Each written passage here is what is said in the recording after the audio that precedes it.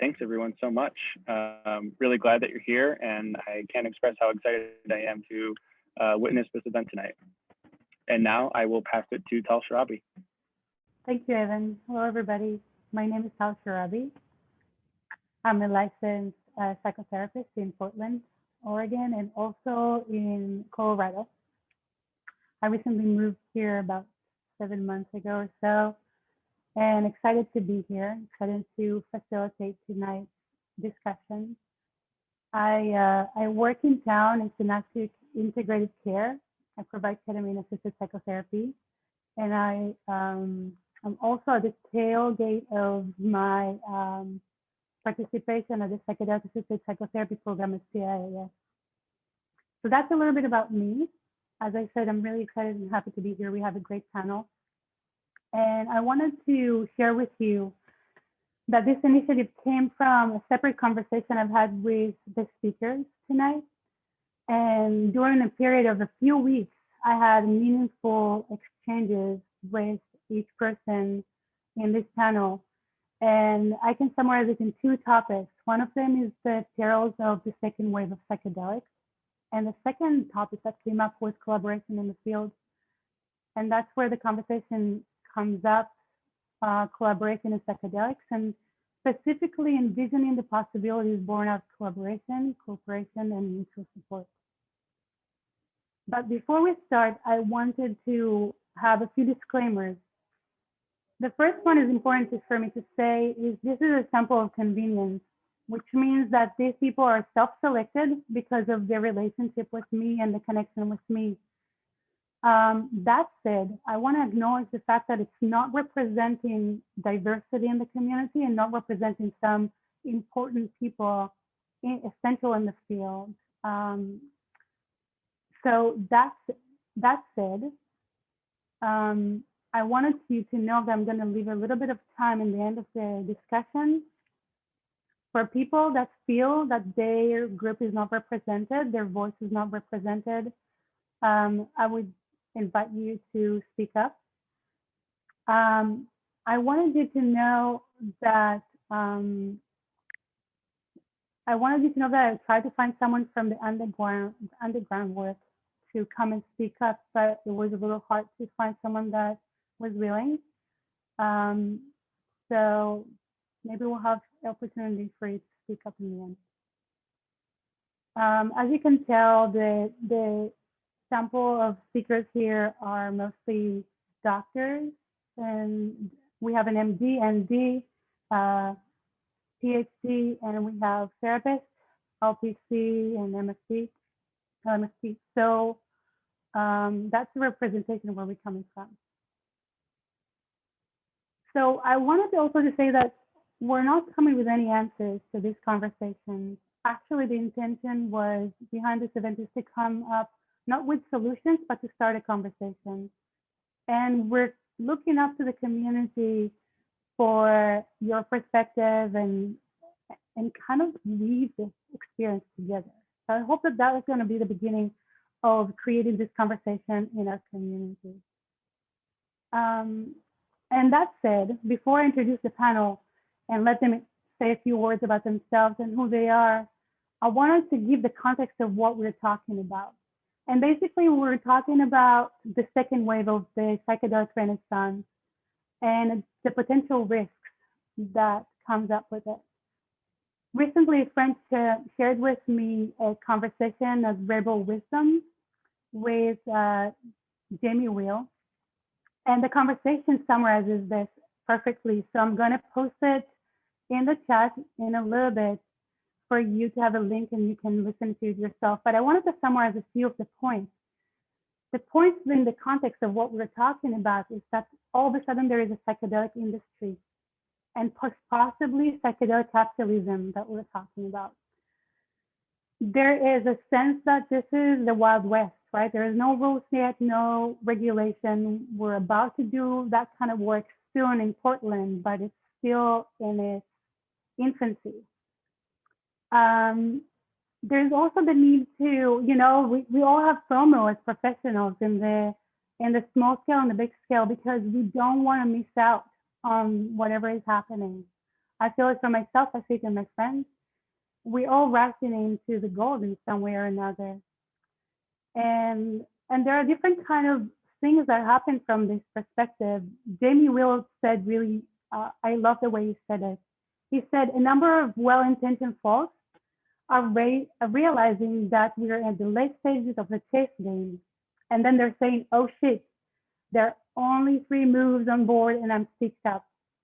So everybody have that sense of, I need to rest. And that creates different kind of things that we're gonna talk about in this chat. Some of them is the multipolar trap. That's how good intentioned people are veering and doing something quite questionable. And there is this idea that utopian visions in the field that clashes with existing market forces. So that's kind of the background that we'll be talking about. But I want to note that this conversation is not going to focus on the frustrations that we experience from the current movement and the current wave. We're not going to focus on the problems and the division that happens because of that. But actually, the invitation here is to talk about collaboration. We cannot ignore those topics that we talked about. That's what we said in the context. But also, I would like to bring us into direction of constructive ideas and envisioning the future that our community would like to see. So with that, I want to introduce the panel. We have here from Polaris Insight Center in San Francisco, Dr. Harvey Schwartz and Veronica Gold, LPC. And I would like to invite you to introduce yourself and with a few sentences, if you don't mind. Yeah, hi, everyone. I'm Veronica Gold. I'm very excited to be here. Thank you, Tal, for organizing this panel, and really great to be here with dear colleagues and friends and seeing familiar faces. And I think it's so important to have these conversations, that it's imperative in this time that we are connecting and sharing about the concerns and hopes and ideas we have. And I'm, as the Tal said, in San Francisco, California. I'm licensed marriage and family therapist, went to CIS. I'm originally from the Czech Republic, where I was a psychologist, and had private practice in San Francisco for a while. And then for the last 5 years, I worked on the MDMA clinical trials with MAPS and ketamine-assisted psychotherapy and training here at Polaris. Harvey. Yeah. First of all, I wanted to thank the Oregonians for welcoming Californians into this conversation.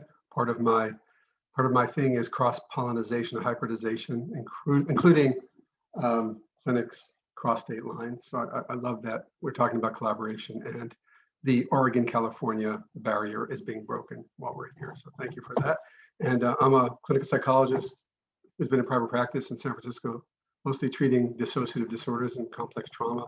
Then I kind of got involved in the Psychedelic Renaissance through MAPS, phase 2 and phase 3 trials, and met a few colleagues, and we opened up Polaris Insight Center to do ketamine-assisted therapy, and have been doing mostly that for the past 4 or 5 years. And I'm really interested in, the training of the next generation, the bridges between the underground and the overground, and protection of the sacredness of the medicine process. Thank you. I can go next. I'm Dr. Matthew Hicks. I'm a naturopathic physician in Portland, Oregon. I also did the CIS program with Tal. That's how I met Tal.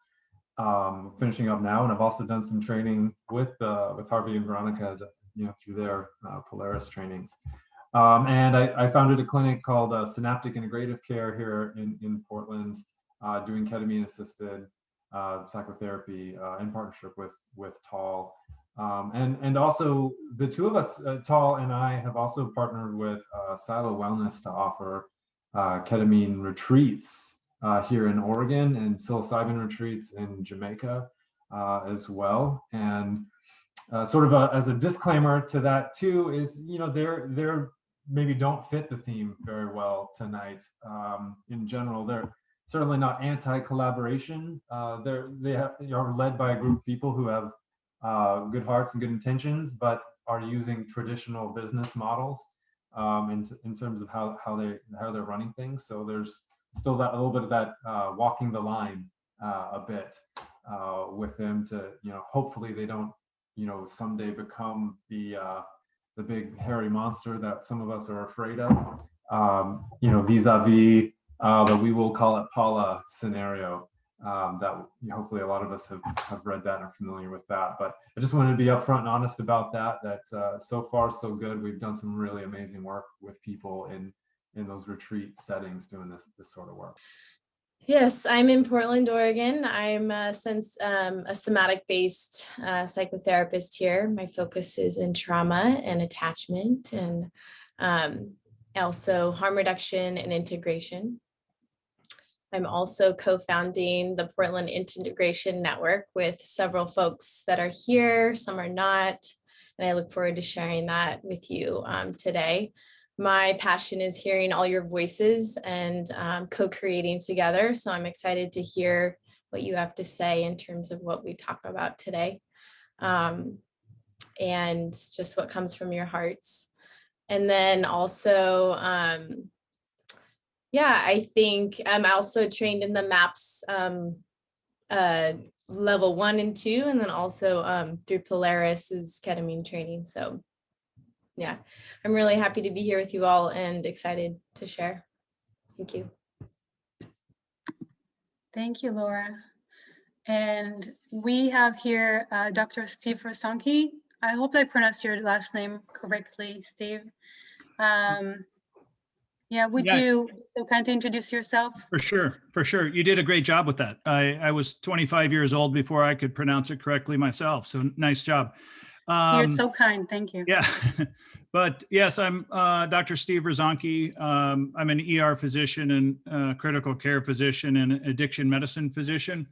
I've also had a ketamine clinic in Portland since 2018. I did my initial training in ketamine. I actually trained with Harvey and Veronica. And we've been very close friends ever since then. I am collaborating with them as well as I'm collaborating with Elizabeth Hoke. And so we mainly do pretty much across the board ketamine therapy. I'm really happy to be at this discussion panel. I found myself maybe about 8 months ago, I found myself giving talks to organizations about collaboration. And in the process of giving these talks, I really had to ask myself, can I collaborate? And what are my own barriers to collaboration? And so I've actually spent the last 8 months really sort of diving deep into my own sort of resistance around collaboration. And so I think that we are at the timing of this. There's a sort of urgency, I think, for all of us to be doing our own internal work because this environment is changing so quickly. And I think that we're really asked to evolve as a society and evolve as organizations. So happy to be here. Thank you. Thank you, Steve. I love the point that you brought up, and I'm definitely going to bring it up later. The need for us to examine ourselves, our ability to collaborate, and our limitations. I love the way you put it, and definitely an important point. And next, last but not least, I would like to introduce Elizabeth Hoke, a good friend of mine. He's here representing Liberation, right? I'll let her introduce herself. Yeah, hi, thank you so much, Tal, for inviting me today. It's such a wonderful group of people, and thank you, Portland Psychedelic Society, for having this event. So I am a marriage and family therapist in California and Oregon. I went to CIIS as well, and started working at a little clinic in San Francisco called the Liberation Institute 8 years ago. It's a community mental health clinic that provides sliding scale services. We don't deal with insurance. We don't deal with government funding, which means we don't have to deal with diagnosing and using the system to, really do more damage to people. So when I came, I was back and forth between Portland and San Francisco for 5 years before I realized we needed something up here like that too, especially aligning with the psychedelic movement, because it felt like there was a lot of people needing a little bit of that extra support, like not just integration and preparation, but actually like maybe a longer term relationship with a therapist. So to provide access to in this community, I started the Liberation Institute, and I have been working with Steve Rosanki, and we've been doing ketamine assisted therapy, and we have some of our patients seeing some of the therapists before and after for that, building that bridge to provide access. And I'm just grateful to be here today. Thank you. Right, and Liz, your focus of collaboration is on bringing those services to the underserved, to people that cannot afford the large fees usually that we charge for ketamine-assisted psychotherapy in clinics, or even for psychotherapy. And the collaboration works with students, right? They're benefiting from that process, as well as professionals and other people in the community. Yeah, that's right. So I'm a supervisor, and I supervise trainees and interns. So how it works is we're able to offer services on a sliding scale, and the people who are in their traineeship, kind of like a residency as a doctor, you're working with a supervisor. They volunteer to see clients. So we're able to offer very low fees for therapy. Thank you. So that's our panel for tonight. And, there's no good way to dive into this kind of conversation. I feel like the topic is so big, and diving into it, where do you start? Part of me wants to start with what Steve said and talked about. Can I collaborate? What does it mean to collaborate? And what are my limitations, that need for internal work? I feel that it's definitely something that I asked myself in the last few months as part of other soul-searching processes that I'm doing. We're talking about transparency, and Matthew and I are talking about our work with the private sector. That's another level of soul-searching that I'm doing. So definitely, can I collaborate, and how? What does it mean to collaborate in our field? And can that be a remedy for some of the things that we're talking about? I'm going to leave it open for any of you to just chime in. So Tal, I will actually send you a paper in this sort of researching around collaboration. I realize that it's actually a spectrum. And, people use the word collaboration an awful lot. And, there is a spectrum. I mean, before collaboration, there's networking, coordinating, cooperating, right? And you don't get to collaboration until you get to a deep level of trust. And so I think that, and you also don't get to a deep level of trust without a deep level of vulnerability, and, being honest around emotions. And so it is this, it's almost to the level of you care just as much about the success of the people you're working with as you do for yourself. And, that definition is, bordering on the definition of love. And so, and so I think it's, even the language, if we're, sometimes, we're not even clear on the language of what collaboration is. And I think it was a societal thing, or, when we were a tribe, right, we probably knew how to collaborate. And I think we actually might have to remember how, or relearn it, because I don't think when you look at the, especially around the environmental issues that we're facing, right, if we cannot learn to collaborate on a fundamentally large level, it looks a little bleak. And so I think, I like how you started this talk off with that we don't have the answers, right? Because I don't think we do have the answers. I think we just, you know, it hasn't been created yet, right? And we're being asked to evolve and step into a new process together here. So I think it's wonderful that we're just at least asking the right questions here. Right, absolutely. I love the word that what you said, deep trust. We need deep level of trust, and with deep level of trust, we need deep level of vulnerability. It reminds me of the North Star Pledge and of ethics, and that's one of the things that they're talking about as basically suggesting that that's something that we would do as psychedelic psychotherapists. And I'm going to mention that later, but I want to bring it up to others. Any other thoughts about this? Yeah, I have some reflections. Thank you so much, Steve, for sparking this conversation.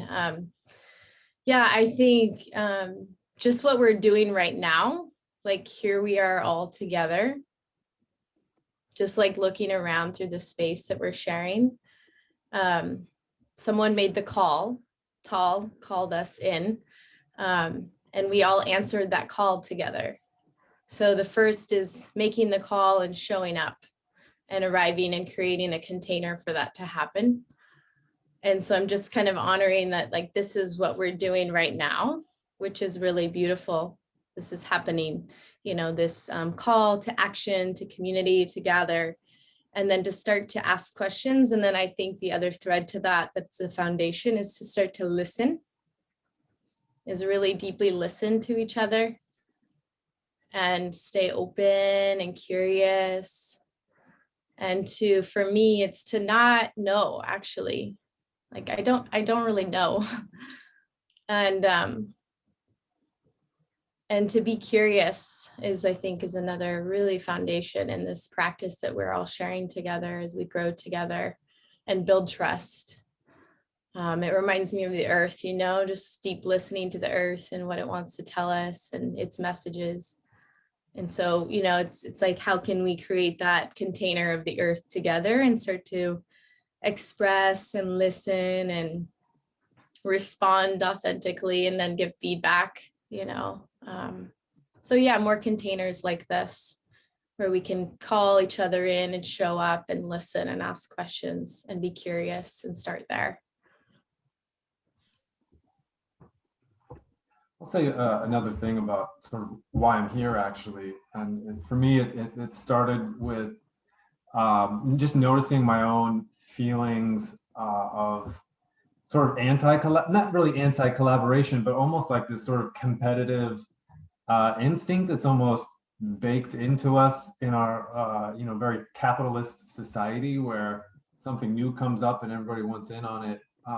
You know, when I first became interested in psychedelics 5-6 years ago, it was still, I mean, still newsworthy, but not as hadn't quite exploded to the level it has now. And you could still kind of keep up with the, you know, the developments and whatnot. And now that's impossible. And you know, every time a colleague who's like into it has one little success, they get an article published or they're opening a center or something, I would just notice almost this little seed of jealousy, you know, or like this FOMO, like fear of missing out, or like, oh, I gotta keep up, I gotta, you know, stay relevant, and I didn't, you know, I don't like that, but I noticed it and kind of asked myself the question, like, how do we, I don't want to use the word combat, but how do we, you know, address that and do it in a holistic way? Because the medicine, in my opinion, my understanding of it is really about our interconnectedness. That's the spirit of it. It's not competition. It's not exploitation and getting in first and winning. It's about our interconnection. And so that I think is how we could model it, and you know, how we unfold this as a therapy, as a spiritual practice, is one of actually working with each other instead of competing with each other. And yet, you know, being professionals in the space too, we also like have to, you know, pay the rent like everyone else. right? And so there's inevitably a little bit of just that need to take care of ourselves. But how do we like walk that line without stepping over or stepping on each other? And so one of the things I have brought some people in to do is actually create just a little discussion group, hopefully that results in a retreat. Is sort of the intention of sort of some of the leaders in this area, in Portland area, to come together and to ask those questions and have those discussions, and like Steve pointed out, build trust with each other, and to be vulnerable and say, hey, you're really better suited to treat this patient than I am, even though they came to me. Let's collaborate on it, and really just be reminded of our own interconnectedness. And in fact, we're meeting tomorrow, that group, and hope that it's able to expand and include more people as this medicine grows and becomes more mainstream, and we don't get too overwhelmed by some of the sort of capitalist pressures on it. Thank you, Matthew. I hear a few things. I hear that need to be kind of hard focused in a way. That's what I hear us saying. We want to collaborate with others. And yet I feel like constantly when I hear that maybe we're not speaking of the shadow right now. There's a little shadow there. Maybe we're speaking of it. A little shadow of what happens. How do we make money and keep our integrity? How do we make our way into this field while at the same time keeping our values, noticing who is not getting services?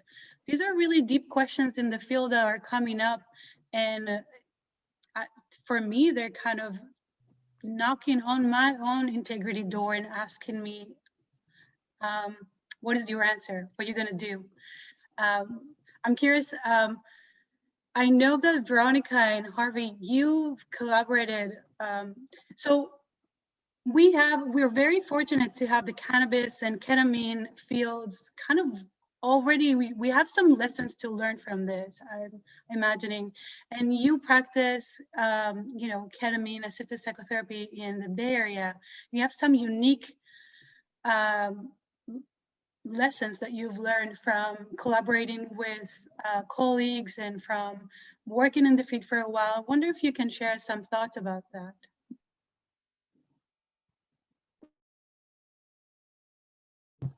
Yeah, I could jump in with a little bit of context. I just want to give a nod to the three people who just spoke. I feel like, Matthew, for your interconnectivity, and you're looking at the shadow of the struggle between money and service, and Steve, for your articulating the nuances around the word collaboration, because we use that word all the time, but there's probably 64 Crayola colors and so many stages to go through, and so we deconstruct this language. Thank you for that. And Laura, you said we're already doing what we came to do. We're already doing it, and I feel like that kind of manifestation prayer, we're already starting to, is empowering for us all, that we don't have to have all the answers, but we're already doing it. So what I wanted to say, just as a prelude to answering your question, is a kind of a personal sharing.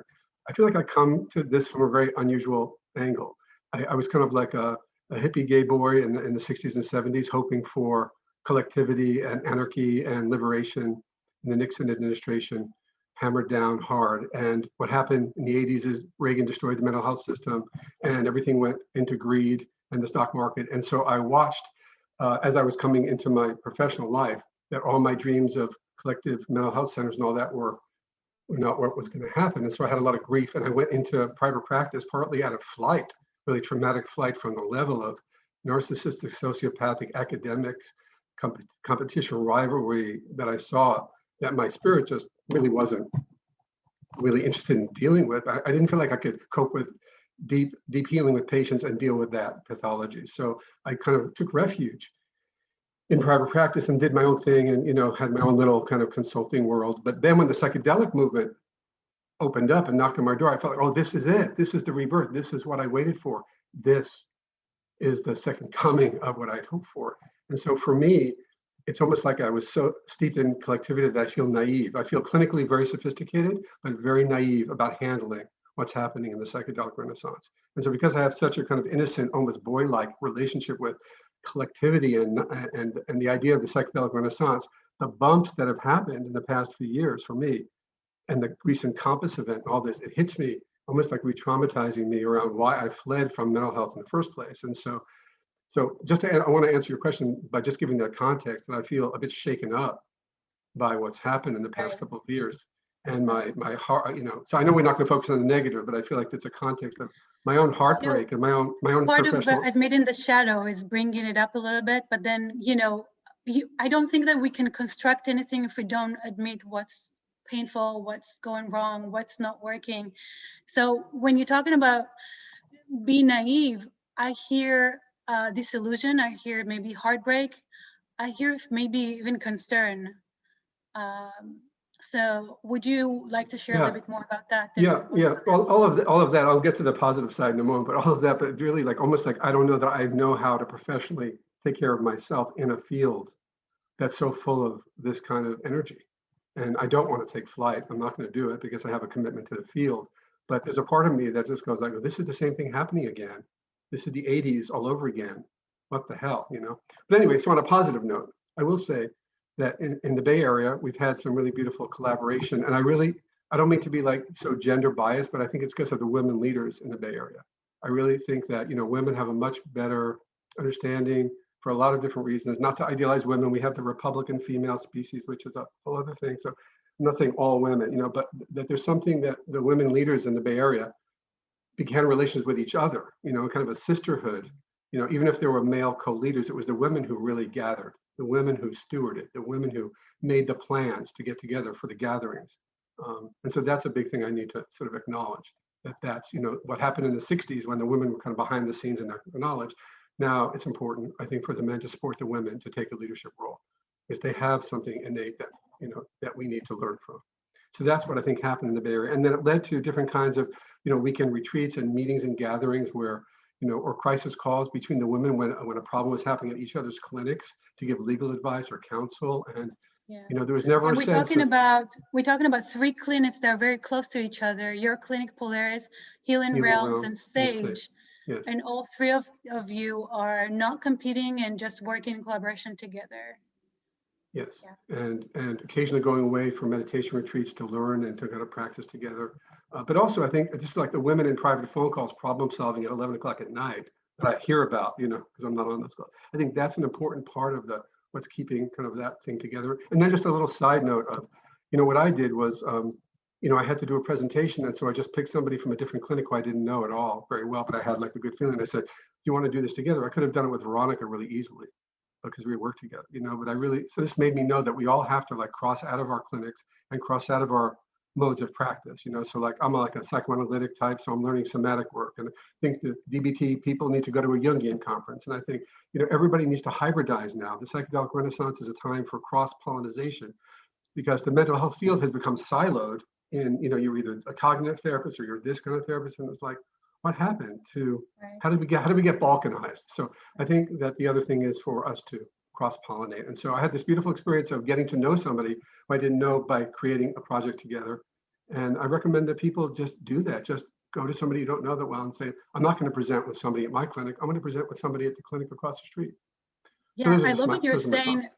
And someone in the audience said that they relate with the trauma that you're talking about.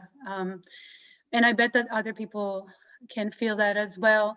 And you're talking about collaborating, opening our mind, crossing between, letting our, extend our comfort zone into others and kind of extending ourselves. And yeah, I'm curious about Veronica. Veronica, what is your experience with the collaboration that you've created in the Bay Area? Yeah, thank you, Tal.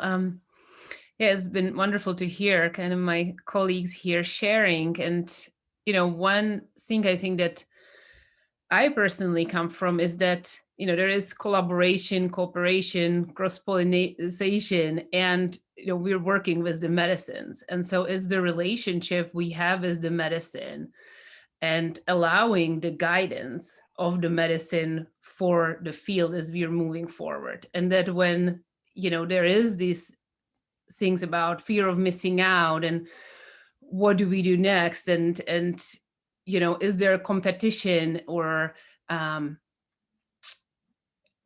fears and greed, that we can come back to ourselves and to work with the medicines and share with each other and let be guided to, what our values are in the beginning. And that for us, it has been, serving as many people as we can in the best possible way without compromising the conditions, without, scaling by doing shorter sessions or not creating the supportive setting. And I feel, very fortunate that we've, created this community here in the Bay Area through meeting in, the MAPS training, and then meeting our friends and colleagues, and, on the psychedelic science.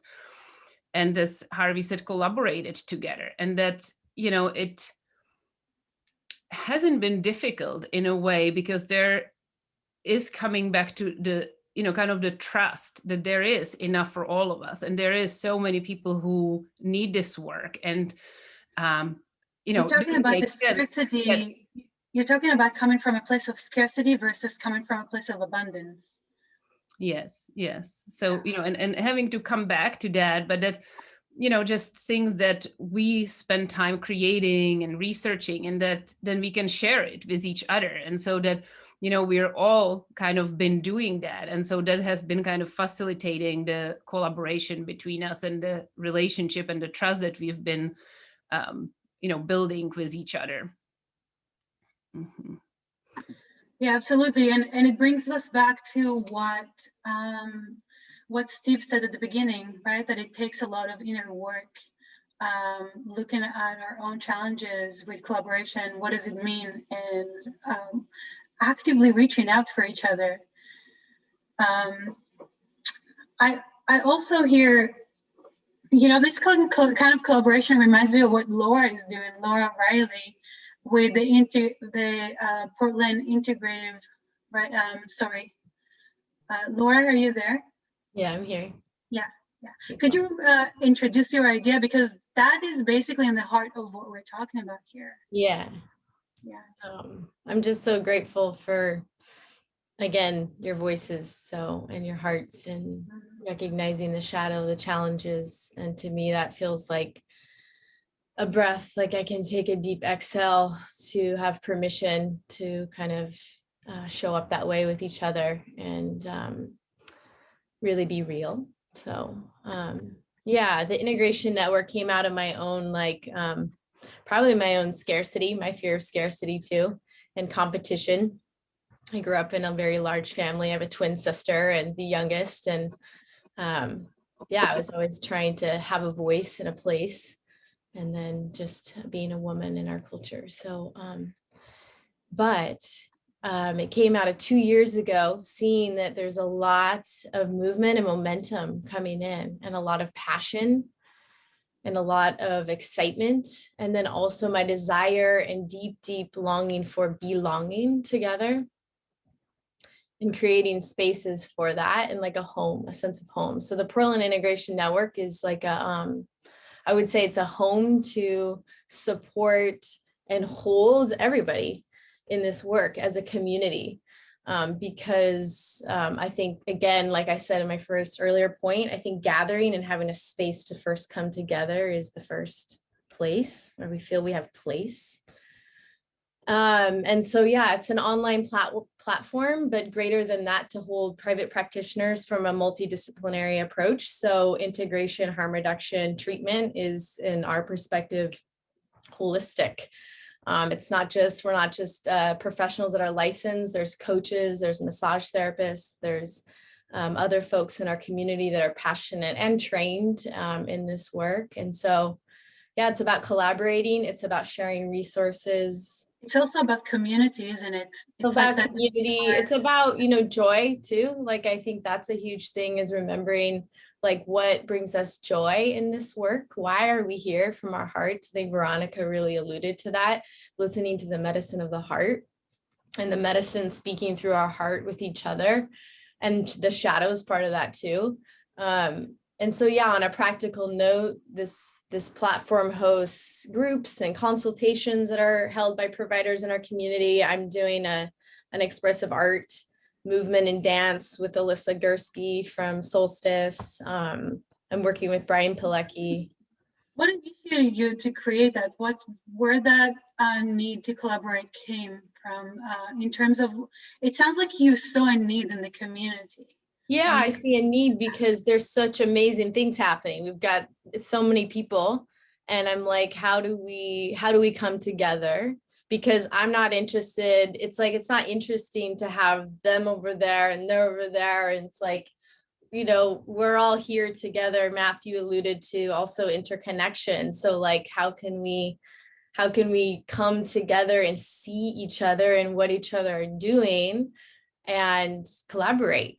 And say, someone else said, Steve was like, or someone else said, you know, like, I can't do that. Can you do that? Can you be a support? Like Simon Ugler holds men's groups. I have a male client that's doing harm reduction integration. He does the integration group with Simon Ugler's men's group. You know, so it's like, we're all working together. I want to refer someone to Steve for, you know, for some ketamine therapy, or working together that way. So it's just creating conversation, connection. I want to bring a topic here because we're talking about collaboration, and collaboration, like what Steve said about building trust and developing trust, that it's not coming easy. It's not something we used to. And here we're talking about how to make money, because we're talking about a profession. How can we still do our job? How can we still have enough? Is there enough? And still keep our integrity. And Veronica started to talk about that. Harvey started talking about that. And Matthew, I heard you saying something about it.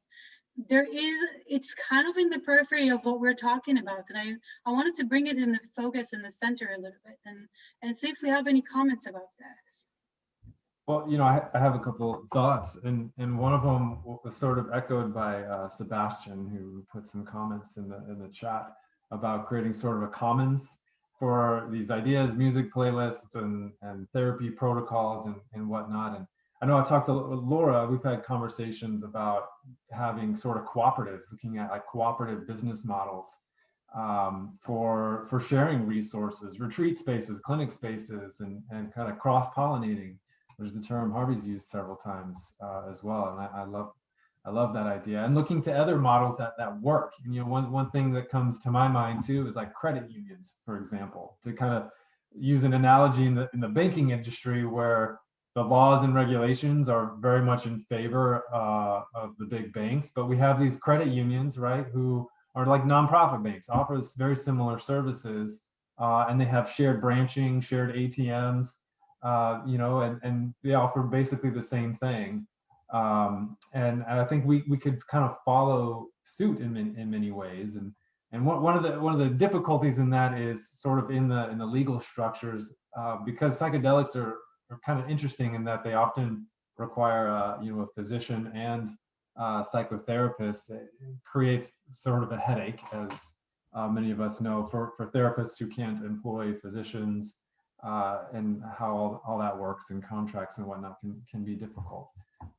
But you know, if there's a way to do it, I would love to find one and create sort of like this network, this sort of co-op, where we could, you know, compete with, you know, what are those companies, Field Trip and others, because they probably will exist. I don't know that we can prevent the, you know, the kind of capitalist models from emerging, but I think we can compete with them by working together instead of remaining in our individual silos. I love what you were saying, Matthew, and this is a conversation we had many times, right? About because you were an entrepreneur at the same time as you're a practitioner. You're very much a therapist, but at the same time, an entrepreneur in some ways, constantly thinking about ways to introduce a new game, basically, to already whatever exists in the field. And like Harvey is saying in the comments, I see that he's saying finding models to counter the predatory capitalism that is coming up with and launching into the field right now, right? It's the hot moment for everybody to do that. I know that Steve Rosanki also, you mentioned conscious business before. I wonder if you want to say a few things about that. It sounds like very relevant to what Matthew is talking about as well. Yeah, well, I think that, we're actually being called to evolve our consciousness as individuals, but I think we're also involved in being called to evolve what our organizations can do. And I would say that there was a great book called Reinventing Organizations that works with Ken Wilber's tiers of organizational evolution. I think that that's actually brings up some very pertinent points. It is, I think we're in the process, there's a real need here. And I think we're in the process of becoming what is required, right? And I think that we don't know what that is yet. I mean, we're in a state of emergence, right? Absolutely. And I think that part of this kerfuffle with this old dynamic, I mean, the worst thing that could happen is these things are disruptors, right? And they need to disrupt, right? And yet there is a huge push just to hang this on the scaffolding of the broken system that we have and the broken institutions that we have.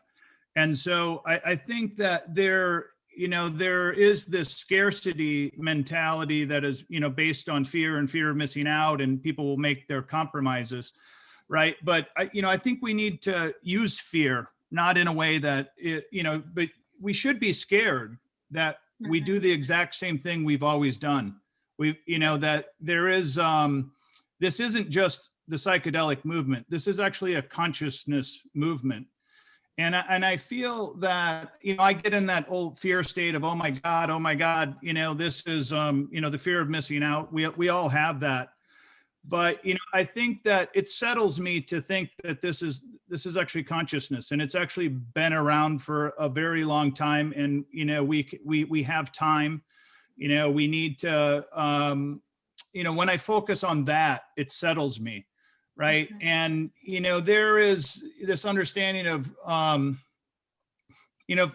for any people that know me, if they would have asked me 10 years ago, did I ever want to be a part of something that was trendy or, the next big thing? I mean, it's almost laughable if you know me at all that I would not have wanted to be a part of that. But here I am.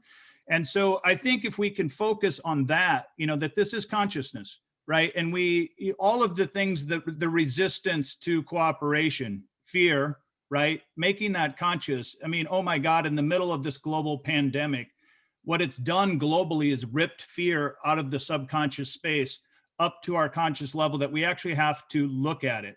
Right. This fear, the idea of not being enough. I mean, there is a lot of shame there. And shame was never meant, any of these shadow things were never meant to be carried alone. They were always meant to be carried in community. And so, with all of this stuff that is happening with the corporate side of this, that is steamrolling, and it's gonna happen. It's already happening. I got already happening for sure. Yeah. I got a call of the from somebody that had in the last 2 weeks, they talked to 55 ketamine clinics in trying to purchase them. And I was like, oh my God, the speed of greed, right? And the only thing that can match that is actually the speed of trust. But it takes a while to build trust. But once trust is there, that is the most efficient organization. It's based on trust. And so how do we sort of work with our own shadow? And, it's almost like circling the wagons, but not with the rifles pointed out. It's circling the wagons, gathering, when I go crazy over this stuff, I pick up a phone and talk to Harvey and Veronica, and I get settled. And I believe that I have more hope and faith in what is happening. But this is what we need to do for each other in this state. Sorry, I didn't mean to take up a lot of space there and soapbox it, but anyway. Thank you. I appreciate that. You're bringing so many good points. I wish we had another 2 hours to talk about this. There's so many topics to discuss. And Can I say something, Tal, real quick? Yes, please. Okay. I would love to honor someone's voice in the crowd, if that's okay. Are you talking about, we're not ending yet, are you talking about what we talked about before? Someone mentioned that, combining our resources and strengths to make the mycelial network. And so just emphasizing that sharing of resources, like non-competition, talking together, coming together, enjoying, just having conversation, like learning from you, Tal, learning from Steve, learning from Amelia, who just spoke. That's, to me, like how we can cut that competition and that capitalistic energy that we're all, I get pulled into. And so I radically am like, no, let's do this differently by sharing. So I just want to say that. Yeah, I love that. And you wanted to bring someone from the crowd? I just wanted to mention Amelia Lichtenberg, who said, we are like a mycelial net, combining our different resources and strengths to make these larger networks. Beautiful. That's it. Thank you so much for bringing that up. Yeah, as I said, I wish we had more time for this discussion, because what I hope that this will be the first conversation out of many. The reason I wanted to bring this out is because that was my hope, to spark this idea in the Portland psychedelic community, and bring everybody into this kind of conversation. I want to share with you two things, and in that spirit, move into inviting voices. We're gonna transition into Q&A. I want to share with you that when Matthew and I started to work with Silo, my great friend Evan Segura called me and said, "What are you doing?" That was a very important moment for me. I love that moment. It means that we hold each other accountable. It means that he gave me an opportunity to look at my heart and ask myself, am I in integrity? And that's a question that I continue asking myself. I feel that having a conscious awareness, evolving, like Steve said, necessitates us to build trust, but also be in vulnerability and examine each other, examine ourselves. So with that said, I know that one of my vulnerabilities in this conversation is not representing everybody that needed to be represented in this conversation. So I wanted to allow a few minutes. If someone feels that their group is not represented, like people of minority, people of people of indigenous culture that probably didn't represent here, people probably from the underground practice that would like to speak up, this is the time. Meryl, I know we're sort of chatting there about coming from the spiritual perspective, spiritual community and ceremony and whatnot. I wonder if Meryl would like to speak to that a little bit. Meryl, would you like to speak and share some thoughts? Sure, I would love to. It's a very vulnerable space for me. As someone who works within the psychedelic space and has done so for a long time,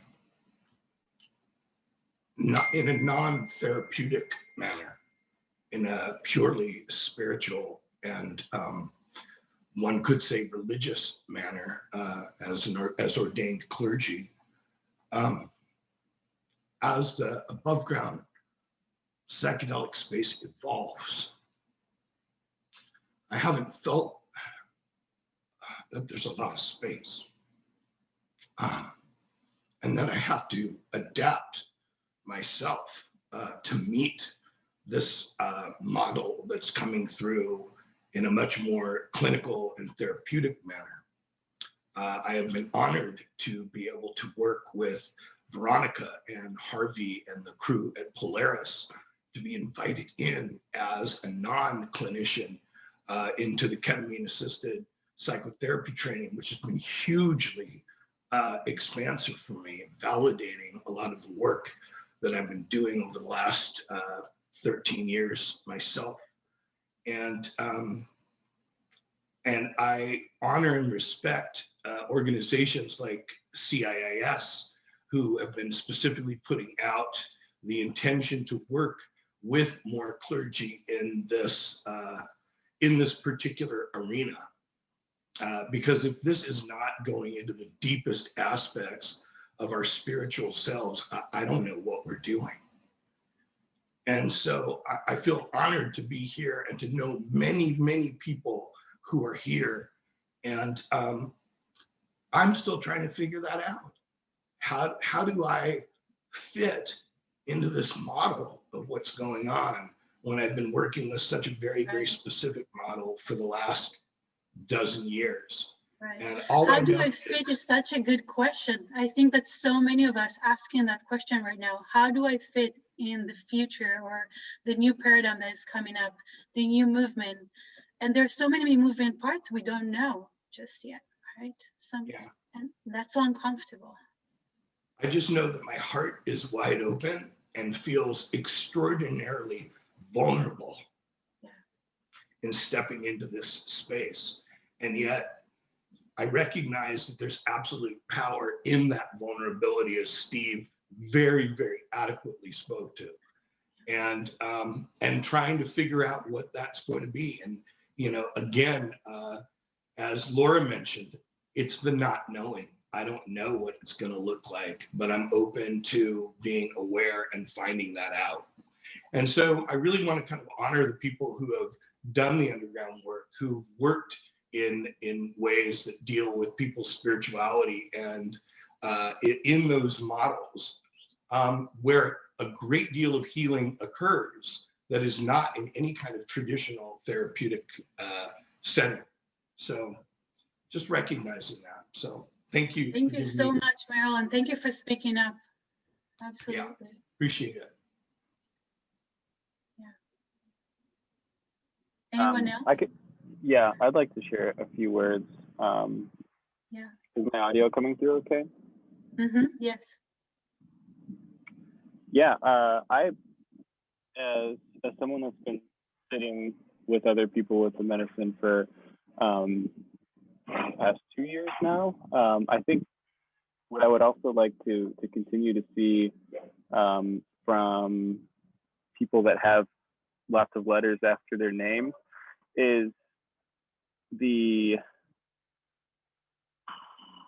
just I guess admitting that the work that we're doing with psychedelics when we're healing people, while there is great risk that is attached to this work, it's not that hard. And you don't need to be a psychiatrist or a doctor to be able to provide a safe container for someone.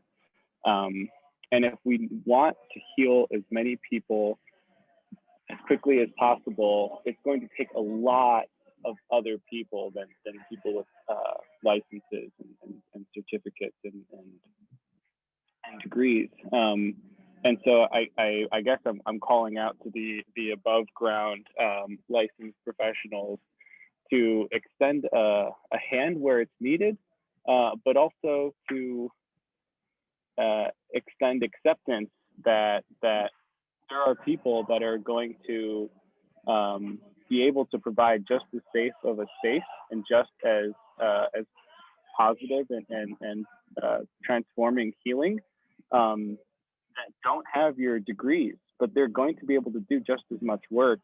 And that's not grounds to compete with each other. That there's just a realization there that we can help so many people. We can help so many people if we figure out how to work together and honor each other's strengths and honor each other's knowledge and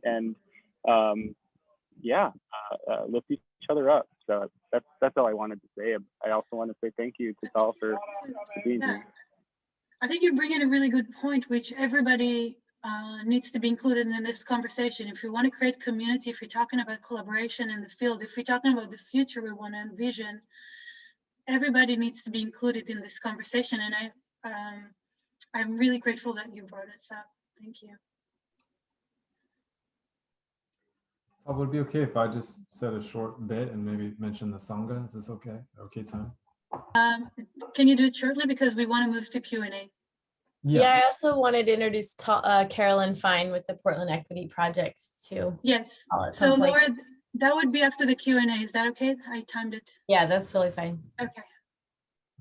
I'll just say very briefly, just because it piggybacks off of what both Meryl and Evan have said too, because I totally agree. And we have this like bottleneck right now in the medicalized model and being in the hands of experts, which is totally unnecessary. And I hope we get beyond that at some point.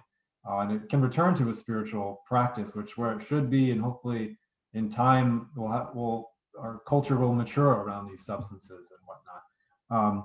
But a group of us, particularly Brian Plecki, who's here, and Elizabeth and Tal and I have kind of co-created a group that we haven't really announced very broadly yet, but we're still developing it and will soon. But we're calling it the Portland Psychedelic Sangha until we come up with a better name. But it fits that purpose of being a spiritual community where, I mean, the kind of core group that we have right now happen to be licensed professionals, but not on this group, not on the Sangha. We're just people who are on a spiritual path. One, in this case, particularly interested in the intersection of Buddhism with psychedelic, path. So anyway, we're working toward that and trying to co-create a space for spiritual development with these things. But I'll leave it at that. Thank you, Matthew. Can you post a link to any information you might have, or so how they contact you about the Psychedelic Sangha? And we're going to move to Q&A. And I'm going to leave, Laura Riley has a very special share for us in the end of the Q&A. I'm going to leave some time for that. Evan, how do you want to do the Q&A? How does it work? Yeah, so basically I have a couple questions that were noted since we've started, but I only have two. So if you have other questions that have come up during this call, please put them in the chat box now, and I will be able to read them out, and then we can discuss them with the panel. But before we start Q&A, I do think that it might be wise, just because it would really build on the conversation that we were just finishing, if Carolyn. Oh, absolutely. Yeah, absolutely. Cool. Carolyn, I do believe you're unmuted. Yeah, hi, thanks. I can wait until whenever was planned. I actually wanted to respond to something Evan was saying, and Meryl too, and I can wait to talk about the Psychedelic Equity Project until the end, if that works better. Perfect timing, and we only have 2 minutes, two questions, so we're totally fine with. Okay.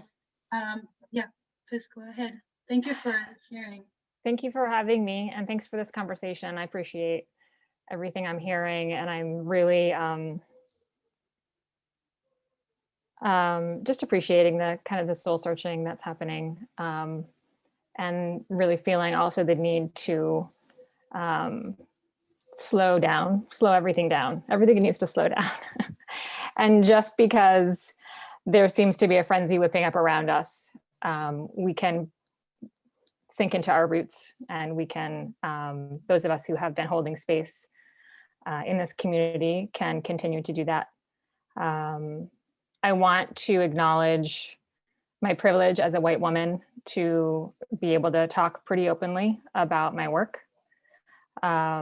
I want to acknowledge that, to Meryl's point about how do those of us who have been working in the underground come above ground? What does that look like? And one of the pieces of that is you have to not have ever been caught, right?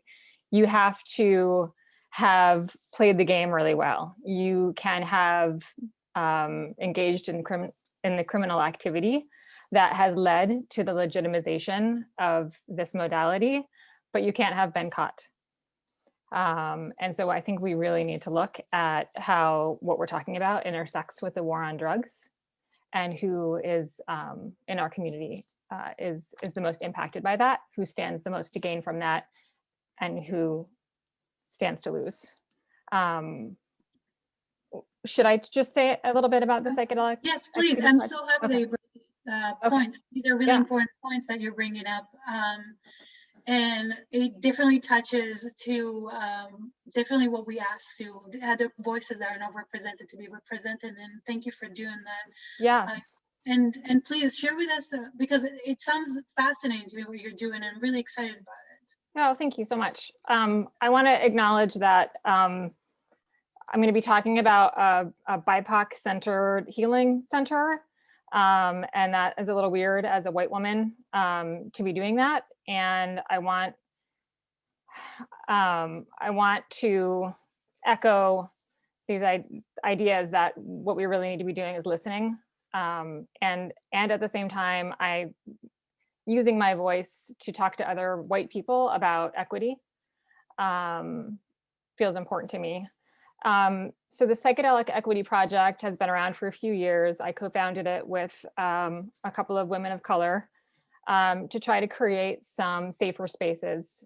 Really, this was just sort of an online thing. What we were actually meeting is pre-COVID. We used to meet in person.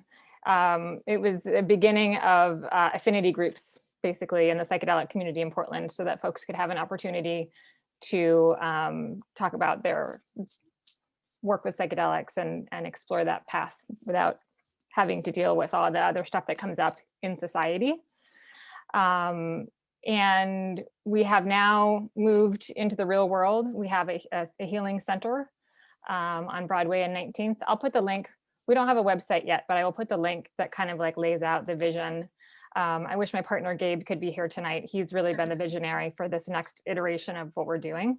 But we're the Psychedelic Equity Project, and the medicine is really only a small part of what we're trying to do, because the real work is creating the culture that we want to see, that we wish the psychedelic Renaissance was playing out to look like, which is a very an embodied, slowed down, safe experience where people there's representation on all sides. I hope also that part of this conversation is going to be safety is going to look different for different people, right? Based on our trauma histories, based on identities. And so when this paternalistic sort of model around what should this look like as it rolls out, it's going to look different for everybody. So we're just really trying to create sort of a decolonized model of community care around the topic of psychedelics here in Portland. I could go on, but I'm going to stop because I don't want to take up too much space. You know what? Part of me wanted to go on because it sounds really interesting, that idea. It sounds like you're creating also new ideas of what does it mean decolonized model. And maybe I hope we can have future conversations about this, and maybe we can I would love to expand that. But Laura posted the link to your GoFundMe. Oh, thanks, Laura. Yeah. So you're raising some money to open the center, and people can. We're raising money to open the center, to build out our website, to most importantly create a scholarship fund to help create access. And I want to say to all the practitioners that are here in this group, if you are not able to provide a sliding scale that meets the needs of some folks in the community, and there's someone who really wants to access medicine, please send them to us. We are doing whatever we can to try to make this possible for people.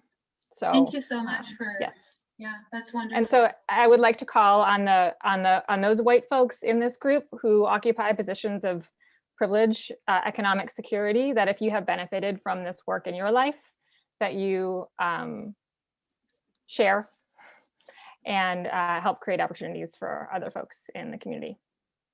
Thank you. Thank you very much. And that's definitely the spirit of collaboration and bringing the whole everybody into what we're talking about.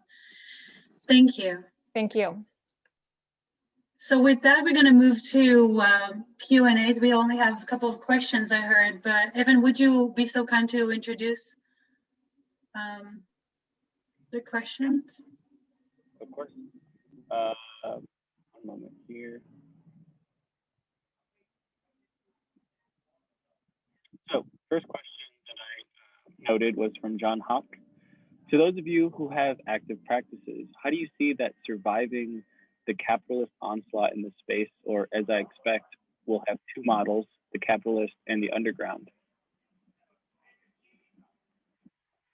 I will also like to invite John to maybe clarify a little bit on that question because I'm having a hard time understanding exactly what he's asking. But John, do you care to clarify? I think Harvey answered Sure. in the chat. What I'm hearing, I've heard, I have heard a lot, going to a lot of PPS meetings, etc. Meryl has spoken about it already. There's a couple of issues here. I mean, the onslaught of capitalism around this wave of greed that is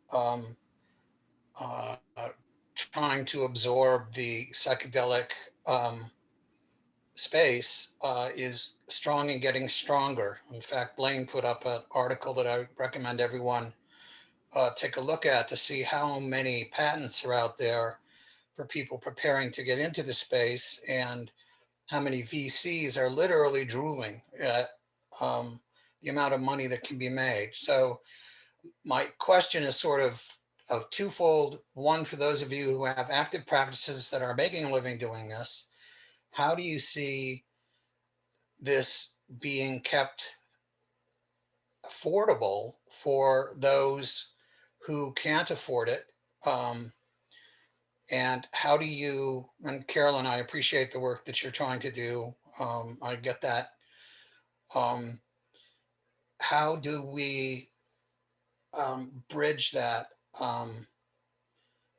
disparity, the non-equity that is out there? I actually see it as we're going to have two models, and one is going to be the capitalist model and the other is going to be an underground model. And I still really don't see how that's going to stop. I totally agree with what you were saying, Evan. There are a lot of us out here who have done a lot of work with a lot of people, have a lot of skills, but who would never be accepted in a quote, above ground, certified, licensed practice, if you get what I'm saying. Am I clear here or am I just confusing things? Did that help? I think I understand, John. I can kind of give a few thoughts of mine. I don't have an answer, but I kind of alluded to the bottleneck, before, and psychedelics are the new sexy thing, and you have all this money rushing in, and people trying to patent stuff like crazy because that's the existing model we have. Maybe they'll be somewhat successful. I think probably there'll be a stock market. Just like there was with cannabis, there was sort of this boom of investors throwing a bunch of money at it, and then there was sort of like there was sort of a bust and a resettling to something normal, over time. And I'm sure that's going to happen again. I think there'll always be a place for trained professionals doing this as therapy, but I think there's also likely to become a new normal at some point, however long it takes us to get there, of decriminalization. Happening where there'll be more space, hopefully, and that's going to take a lot of active kind of grassroots movements, probably, through citizen-led ballot initiatives and whatnot to decriminalize, but that'll create more space for spiritual communities and, to have psilocybin churches or ayahuasca churches that are more open and don't have to be, as underground as they currently are. I've talked to several kind of underground ayahuasca leaders who have gone through the process of applying for church status. They're not part of the Santo Daime or the Vegetal churches because they're not syncretic. They're not a blend of Catholicism like those churches are. And the DEA just sits on those applications and has been for years because they'd rather just leave it in this gray area. And so if it becomes decriminalized, there'll be space for those. And my hope would be that someday there'll be a new normal where we have a little bit more cultural maturity, where these drugs aren't just, rave drugs or party drugs, and they'll be able to be used in a number of different ways. And I actually really have a lot of respect for the ballot measure we have in Oregon that's passed that has, you know, it's maybe too medicalized for some and not enough for others. But I think it's a happy medium, and it might change, you know, a few years down the road as other states come up with different models and whatnot. But I think, you know, there'll probably be both, you know, for a while. There'll be the field trips that are, you know, trying to like buy up all these ketamine clinics. I've already had one company offer to buy mine, and my practice is very small and not, you know, super profitable because you know, I'm doing sliding scale and not having reasonable prices and stuff too. So, but you know, that's just what they do. That's their practice, and so you will remains to be seen. But those are some of the thoughts that I predict happening some point in the future. I don't know if anyone else has any thoughts on that. Thank you, Matthew. For the sake of time, would it be okay if we'll move to the second question?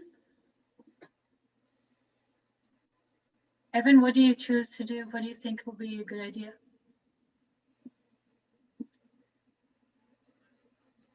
Yeah, I want to give Meryl a quick chance to comment. I saw that you had your hand raised while I searched Absolutely. Other questions that I seem to have lost in the chat.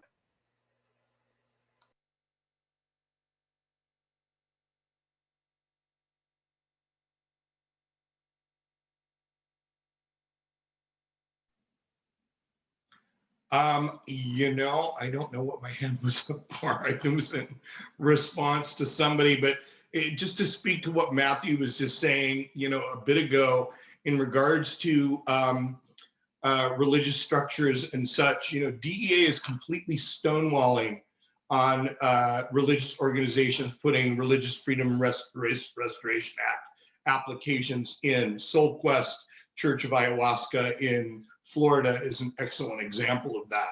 So, you know, trying to move forward with religious institutions that are bringing the sacred medicines forward in that way, it's not going to fly yet. So you got to keep pushing on that. So just commenting on that for right now.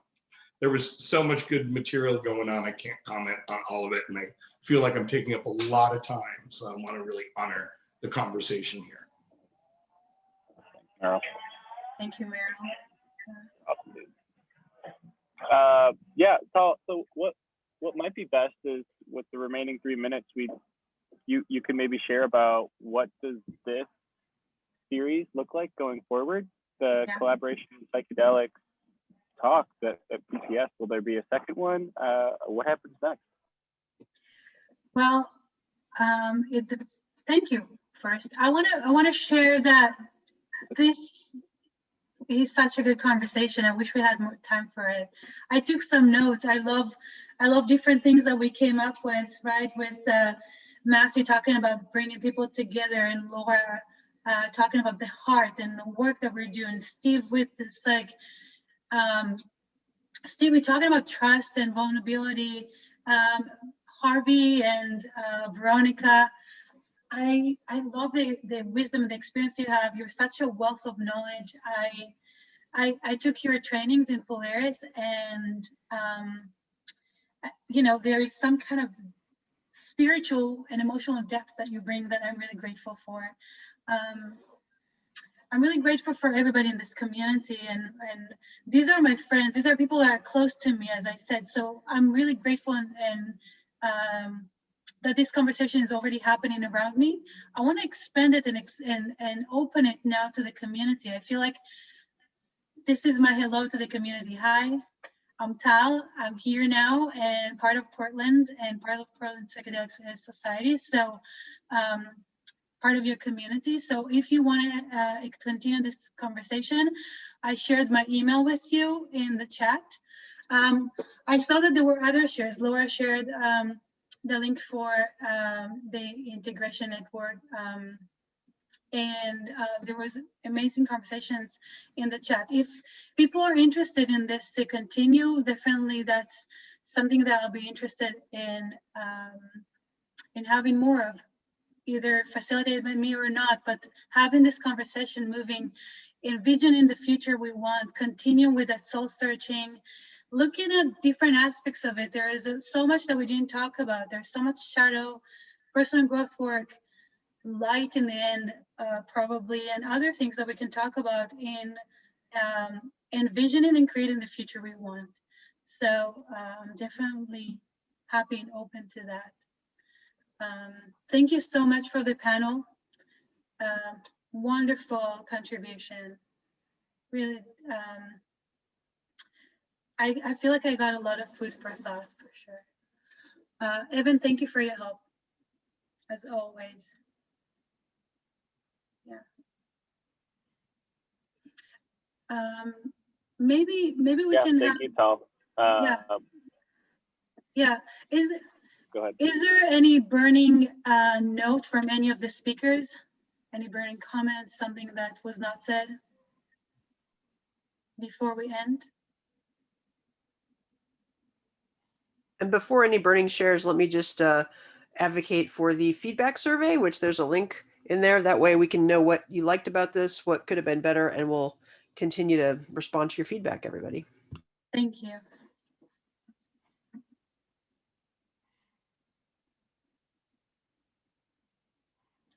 If there are no comments, then with gratitude and a lot of humility and hope, I'm going to end this panel. Thank you for letting me have the honor of sharing this conversation with you. Thank you, everyone, so much for your hearts. Thank you. Have a wonderful night. Blessings.